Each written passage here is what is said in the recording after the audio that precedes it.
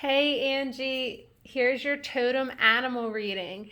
Today's reading will include two cards from my Wild Elemental Oracle deck. The first card will be your power totem animal. The second card will be your healer totem animal. I'll also be including from my classic tarot card deck one card to clarify any current energies, okay? All the messages that come through on this recording will be intuitive. I will also be including photos of anything from the book, from the oracle deck, so you can, see if there's any other synchronistic messages that I missed. Just to clarify, power totem animals are those power animals, okay? They stay with you through basically major periods, lessons, or transitions of your life. So they're really there to, again, empower you, hence the name power animal, and really protect you and guide you through those times. Healer totem animals are a little bit different. They're more about providing you important clues, okay, to assist you with anything that is blocking you emotionally, physically, spiritually. And really, they want to in turn kind of just transition or transmute those energies with you on a way that really assists your soul and any healing that you're asking for. Now, keep in mind that the two animals that are, that come up in the reading today, that's really the current energy to assist you right now. But some of them, especially the power totem animal, that's one that's going to be with you more consistently through your entire life, okay? So while they're here really strongly at this moment and want to make themselves known, keep in mind that this is something that will come up for you probably consistently as, any lesson comes up. So I'm just going to tune in and begin shuffling. And I also just want to take a moment before I begin to express my gratitude for all that you do to support my work. I really appreciate it. And, to be honest, these animal readings have been amazing recently. I almost wonder if it's because some people like you that are booking them with me because you're amazing. You're an amazing soul. But for what it's worth, thank you so much. And I do hope and intend that this reading assists you greatly.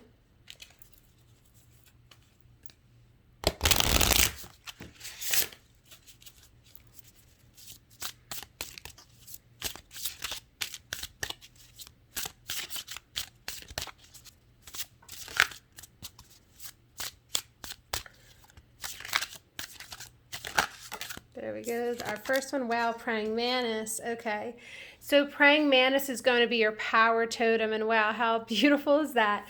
So intuitively, the messages that are coming through for your praying mantis, which is a 41, which is a 5, which is all about graceful transition. And yes, 5 does mean transition, but when we have the praying mantis assisting us, it is all about graceful. Think about how large and intimidating, yet smooth and appealing at the same time their physique is, right? So what I mean by that is some people look at the praying mantis and they see it in all its glory. They see it literally with its praying hands, which by the way is the universal sign. And since I do know you on the level that I know you, I understand that you're part of this, galactic government, or what we like to call the white hats, okay? You're one of the people that are here to bring peace and bring justice in a way that is tall and perhaps even intimidating at times, the way the mantis is, but at the same time is very peaceful, okay? There's nothing sudden about their movement.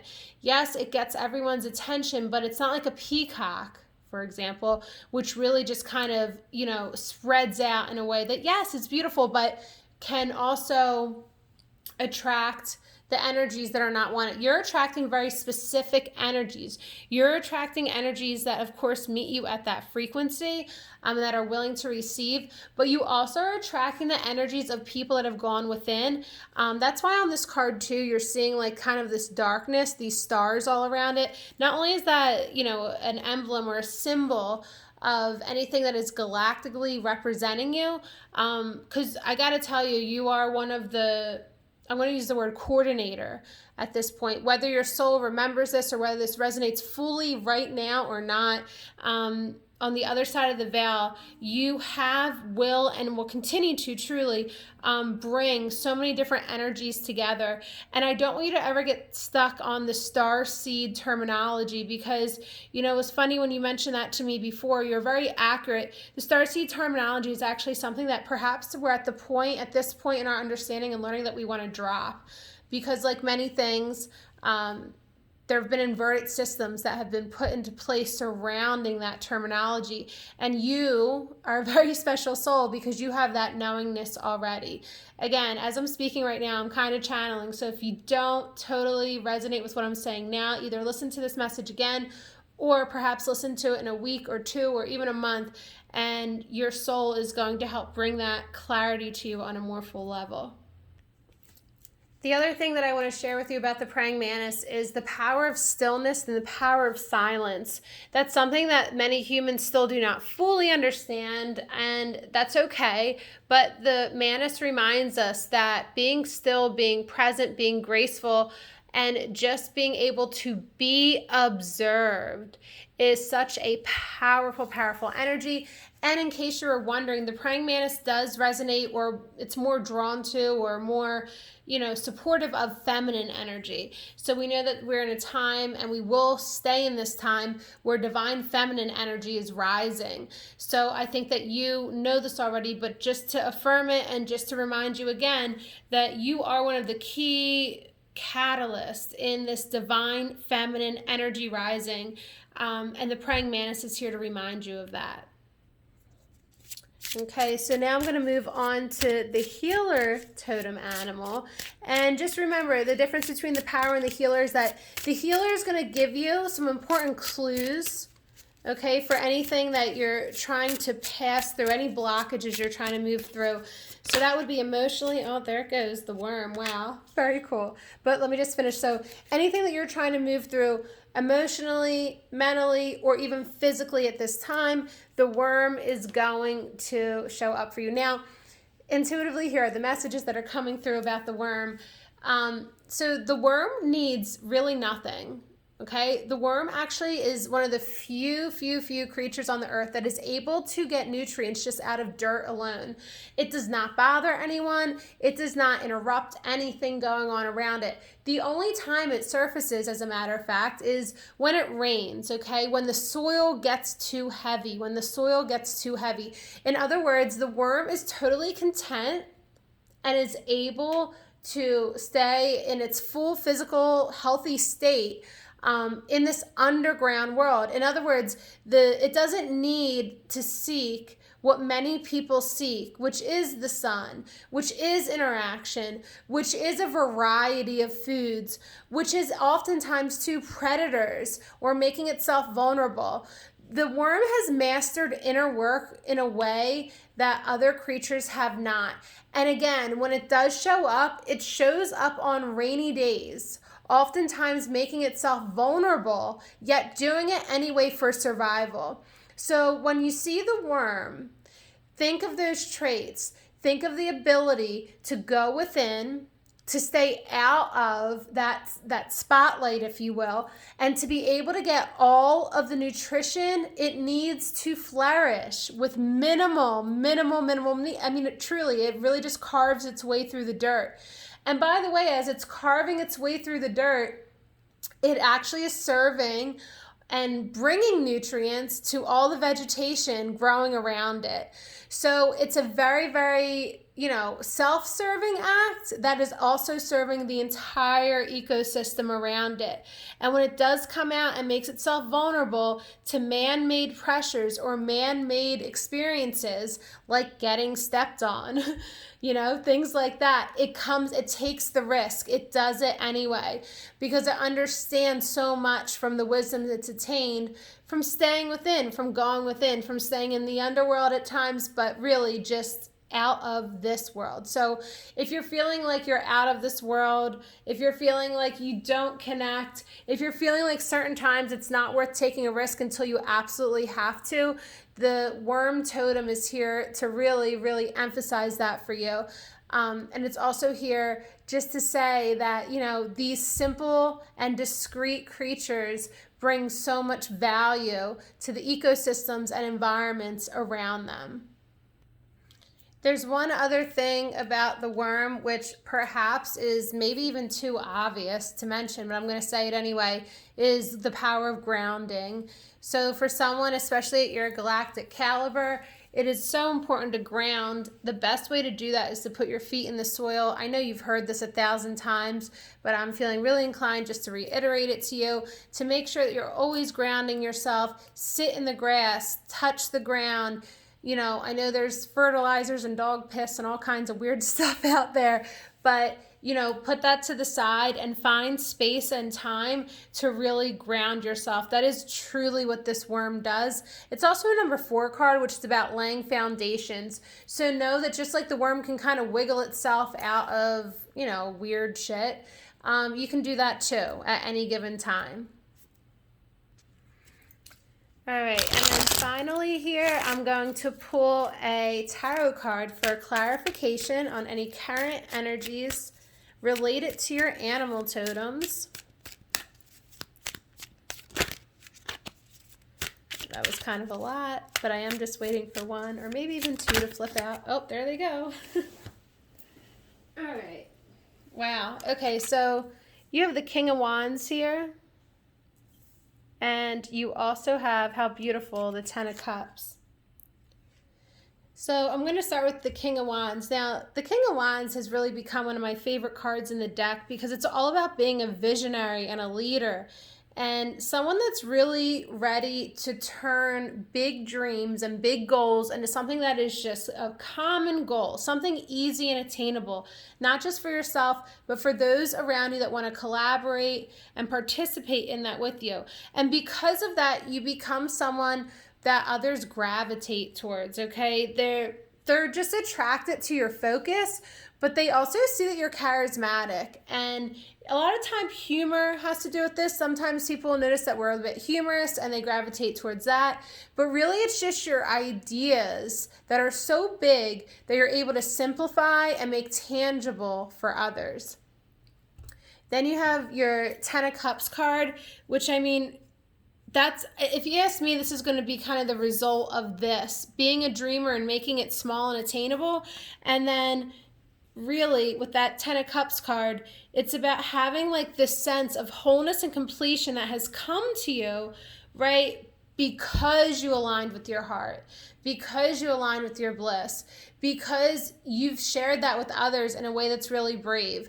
One thing I did also want to mention about the King of Wands is the chameleon that's on here. You're able to blend in and stand out in ways that just really appeal to people. In other words, your voice or your ideas can be loud, but they're not too loud that they intimidate others. And when they do, you sense that very, very well, better than ever before. Hence why you've gone into your heart and why that's really working for you. That's what's going to bring you this quote unquote happily ever after. Okay, it's going to bring you the happily ever after. These are, by the way, this is going to be something that is ongoing. I'm feeling intuitively that they are most related to that power totem for you, which is the praying mantis. It's all about, for you in this case, constant transformation and constant aligning with this more and more and more and more into more of your own fullness, more of your own wholeness, and, you know, all of the things that you hope and dream.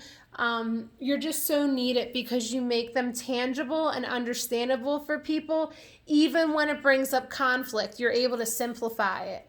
And I think that's your best trait, is that even when there's conflict, you're able to simplify it and make it desirable and attainable to others. That's that, you know, King of Wands energy. So the last thing that I'd like to include with this reading, and I hope that the messages resonate, and I hope that, you know, if you have any questions, feel free to ask me. I'm totally open to any questions you have at all. But just a little bit more information on how to further connect with these totems, the praying mantis and the worm. Or even in the future, I mean, this applies to all totems, period. Even the totems that you just encounter, okay? So if you're seeing animals, that's a little bit different than the power and the healer, most of the time anyway. But This is what you can do to connect really with any animal totem more fully. So the best way to do that is really with visualization. So visualizing them when you're in the dream state, visualizing them when you're about to go into meditation, and asking them for any more messages that are going to help guide you in the ways in which you desire. Now, if you don't know how you want to be guided, that's okay too. Ask them to show you the traits and to model the behavior, actions, and ways of being that are going to guide you more successfully into your wholeness, into your oneness, and into ways for you especially that are going to uplift yourself and those around you, because that's really a lot of what you're here to do, Angie. Another thing that you want to do to more fully connect to these totems is to be in, a state where you're saying affirmations, but also just feeling affirmations, those I am statements, right? Whenever you use an I am statement, really focus on the emotion, okay? So in other words, if the praying mantis is modeling grace, I am modeling a state of grace. Okay, if the worm is modeling the emotion of resiliency through squirming its way out of things, I am resilient no matter what comes up. Whatever I am statement resonates with these emotions, and I'm going to ask you to intuitively invite that in, and you can also use anything that I mentioned in the messages earlier on this video. Another way to connect with these totems more fully is literally to draw or paint them and then go ahead and hang them on display. Now, you don't have to be an artist to do this. You could be bored in, some kind of study or some kind of training or whatever, and just be doodling on the end of your paper a worm or a praying mantis. You could take it to the other extreme of that, which would be breaking out some paint and a canvas and actually painting or drawing them. So whatever resonates with you will work for you. But I do, again, recommend the visualization before dream time or meditation, an I am statement that is, connected to the emotion or feeling of each card, drawing or painting either of the creatures. And the last one I would suggest is, if you don't really feel like drawing or creating, buying any prayer cards or icons. When I say icons, what I mean, like, here's an example. This is actually a dragon icon. It's just made out of crystal, probably like just agate, nothing crazy special, but for me, it's a totem that I like to call in. Every time I place all my crystals down, I always activate them and reactivate them over and over again. So for example, when I place this down, I always say, I am transmuting any dangerous or unwanted activities around me, or whatever. I just said that one off the top of my head, but every time I do it, it just flows to me and through me, and I encourage you to try the same. Another icon I have here, this is actually a really special one. It's an owl, and it's a Sunni icon. The Sunni Native American tribe out here in Arizona, there's a lot of these kinds of, I like to call them actually artifacts that are out here. And that one is actually carved from bone. So whether it's crystal, bone, or whatever resonates or makes sense for you, or whether it's even just a prayer card, I encourage you to connect with these animal totems. I wish you the best. I love you so much. I thank you so much for supporting my work. And I invite any questions that you have regarding these messages. Take care and stay in touch. Love you.